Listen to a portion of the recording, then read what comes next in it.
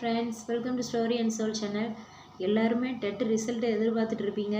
இந்த மாதம் எண்டில் ரிசல்ட் வரப்போகுதுன்னு சொல்கிறாங்க. நம்ம எப்படியுமே நம்ம எவ்வளோ மாதம் படிச்சிருக்கோமோ அதுக்கு தகுந்தபடி தான் நம்மளோட ரிசல்ட்டு இருக்கும். எப்போவுமே நம்ம பிரெயின் வந்து நம்மளை ஏமாத்தாது. நம்ம படித்த படிப்பு என்றைக்குமே நமக்கு வீண் போகுது. டெட் எக்ஸாமுக்கு ஐயோ நான் வேலையை விட்டு படிச்சிட்டேனே, இந்த எக்ஸாமை நம்பி தானே நான் இருந்தேன், அப்படிலாம் யாருமே கவலையே படாதீங்க. அப்ஜெக்ஷன் நிறைய பேர் போட்டிருக்காங்கல்ல, டிஆர்பி என்ன முடிவு எடுக்குதுன்னு நம்ம பார்ப்போம், வெயிட் பண்ணி பார்ப்போம். என்ன தான் நம்ம கால் பண்ணாலும் மெயில் போட்டாலும், நான் கிரீவன்சஸ் கமிட்டிக்கு மெயில் போட்டிருக்கேன். அதுவும் இல்லாமல் அப்ஜெக்ஷன் எல்லாமே போட்டாச்சுங்க.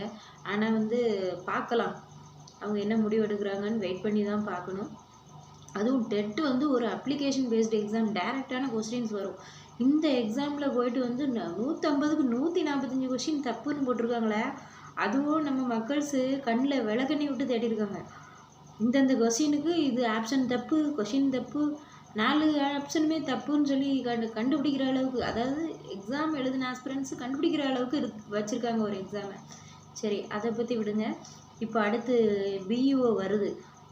நிறைய பேர் பார்டர் மார்க் வாங்கியிருப்பீங்க. 78, 80, 82 இந்த மாதிரி வாங்கினவங்க ஃபீல் பண்ணவே செய்யாதீங்க.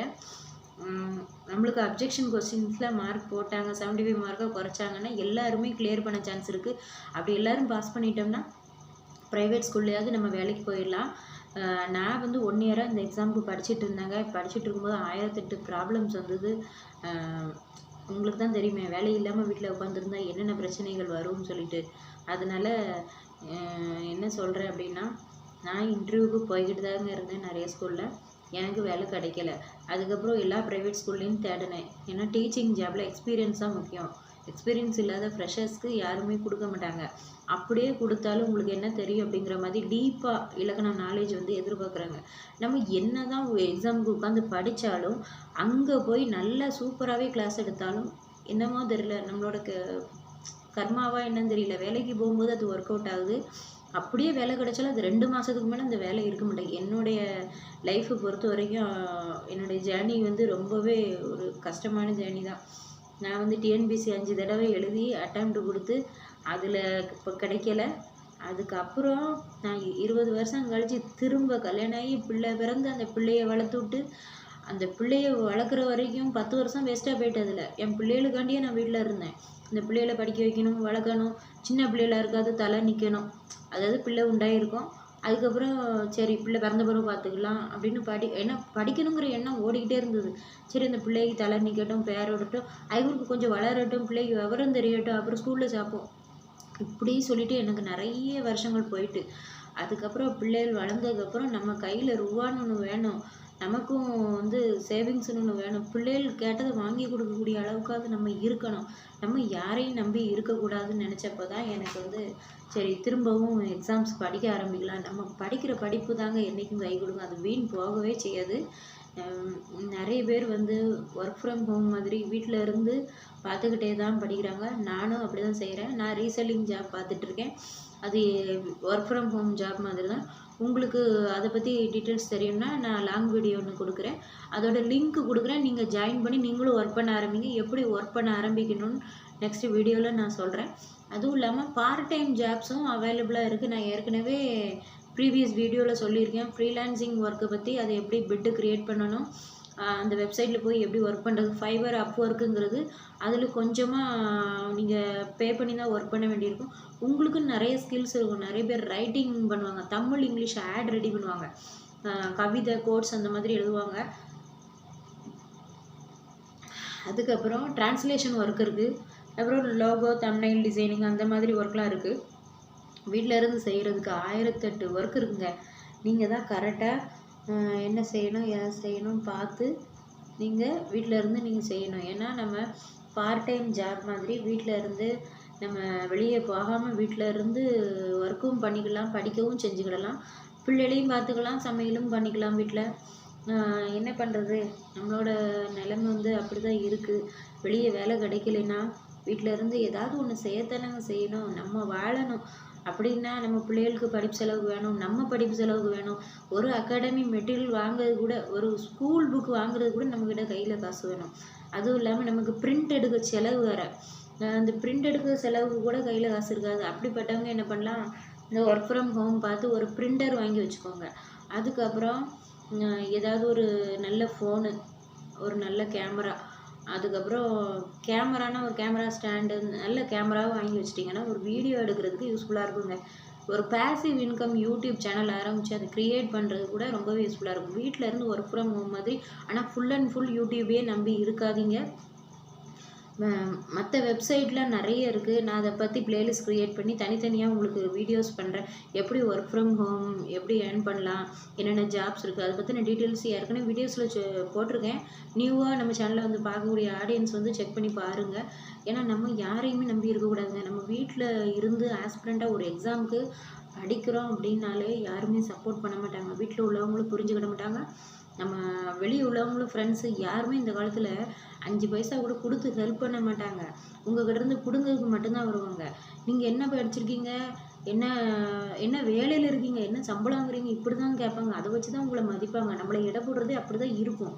அதனால் நம்ம வந்து யாரையுமே எதிர்பார்க்க வேண்டாம். யார் காசும் நம்மளுக்கு தேவை கிடையாது.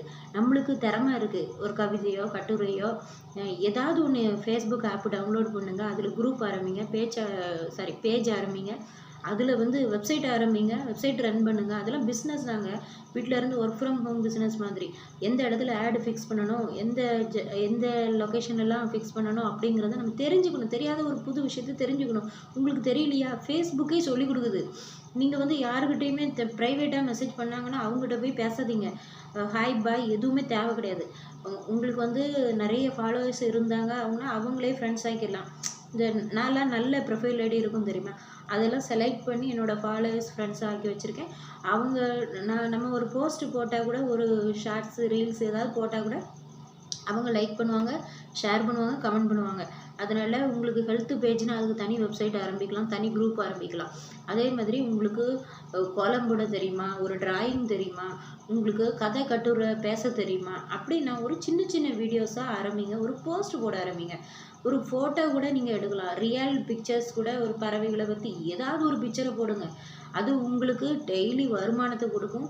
வீட்டில் இருந்து நம்ம சம்பாத்தியம் பண்ணிக்கிட்டே காம்படிட்டிவ் எக்ஸாமுக்கு படிப்போம். நமக்கு கிடைக்கிற வாய்ப்புகளை எதையுமே விடக்கூடாதுங்க. இந்த காலத்தில் காம்படிஷன் அதிகமாகி போச்சு. எல்லாருமே படிக்க ஆரம்பிச்சிட்டாங்க. எல்லாருமே இந்த ஃபீல்டுக்குள்ளே வர ஆரம்பிக்காங்க. அப்படிங்கும்போது நிறைய ஃபீல்டில் உள்ளவங்கெல்லாம், ப்ரொஃபஷ்னலாக உள்ளவங்கலாம், பிஎட்டில் உள்ளவங்க மட்டும்தான் வராங்க. எல்லா ஃபீல்டில் இருந்தும் அவங்க ஃபீல்டில் பண்ண முடியல. அவங்க ஃபீல்டில் ப்ராக்டிக்கல் நாலேஜ் இல்லாமல் இருக்கும். அப்போ நம்ம ஃபீல்டுக்கு வருவாங்க. நம்ம ஃபீல்டில் இருந்து வெளியே போகிறவங்க தான் அதிகம். அதனால் நம்ம என்ன செய்யணும், நம்மளுக்குள்ளே ஒற்றுமையாக இருக்கணும். இருந்து நம்ம படிக்கணும். ஏன்னா நம்ம டீச்சிங் ஃபீல்டில் இருக்கோம். அதனால் நம்மளாம் டீச்சர்ஸு. அதனால் நம்ம எல்லாருமே ஒற்றுமையாக இருக்கணும், ஒற்றுமையாக இருந்து படிக்கணும். அது மாதிரி எல்லாருக்கும் வேலை கிடைக்கணும், எல்லாரும் படிக்கணும், எல்லாரும் முன்னுக்கு வரணும், எல்லாரும் சம்பாத்தியம் பண்ணணும். அதுதான் என்னுடைய எண்ணம். நான் மட்டும் படிக்கணும், நான் மட்டும் சம்பாத்தியம் பண்ணணும், நம்ம மட்டும் விளைக்கணும், அந்த எண்ணத்தை வச்சுக்கிடவே கூடாது. நம்ம வந்து எல்லாரும் நல்லா இருக்கணும்னு நினச்சாதான் நம்ம நல்லா இருக்க முடியும். நம்ம மட்டும் நல்லா இருக்கணும் கடவுளே நினச்சா அந்த கடவுள் ஹெல்ப் பண்ணுவார, யோசிச்சு பாருங்கள். அதனால் நம்ம எல்லாருமே சேர்ந்து படிக்கலாம். அதுவும் இல்லாமல் நான் வந்து வாட்ஸ்அப் குரூப்பு ஏற்கனவே ஓப்பன் பண்ணி வச்சுருக்கேன். ஸ்டோரி அண்ட் சோல் நேம் இப்போ சேஞ்ச் பண்ணியிருக்கேன். லக்ஷ்மி கௌரி நேமில் இருந்தது என்னுடைய சேனலும். இப்போ வந்து டெலிகிராம்லேயும் நான் வந்து குரூப் இருக்குது, வாட்ஸ்அப்லேயும் குரூப் இருக்குது. நீங்கள் ஜாயின் பண்ணி, நான் மெட்டீரியல்ஸ் அதில் ஷேர் பண்ணுவேன். நீங்கள் ஜாயின் பண்ணி படிக்கணுன்னா நான் லிங்க் ஏற்கனவே ஆல்ரெடி நான் கொடுத்துருக்கேன். என்னோடய இன்ட்ரோ பேஜில் சேனல் இன்ட்ரோ பேஜில் பார்த்தீங்கன்னா தெரியும். அதுவும் இல்லாமல் நீங்கள் வாட்ஸ்அப்பு டெலிகிராமில் ஜாயின் பண்ணிடுங்க. நான் டெய்லியுமே அதில் என்னோடய வாய்ஸ் மெசேஜ் வந்து போடுவேன். அதில் எப்படின்னா, நான் என்னென்ன லெசன் படிக்கிறேனோ அது எல்லாமே ரிவிஷன் வீடியோஸாக வாய்ஸ் நோட் மாதிரி நான் போடுவேன் குரூப்பில். நீங்கள் அதை கேட்டே நீங்கள் ரிவிஷன் பண்ணிக்கலாம், ரீகால் பண்ணிக்கலாம். அதனால் யாராவது நம்மளுக்கு சொல்லி கொடுத்தா நல்லா இருக்குமே நீங்கள் நினச்சிங்கன்னா கண்டிப்பாக நான் டீச்சிங் வீடியோஸ் வேணும்னு சொல்லி கமெண்ட் பண்ணுங்கள். சரியா? எனக்கு இந்த லெசனில் இந்த டாபிக் வேணும்னு சொல்லுங்கள். எது டஃப்பாக இருக்குன்னு சொல்லுங்கள். அது நான் உங்களுக்கு ரிவிஷன் நான் ஆல்ரெடி படிச்சிட்டேன்.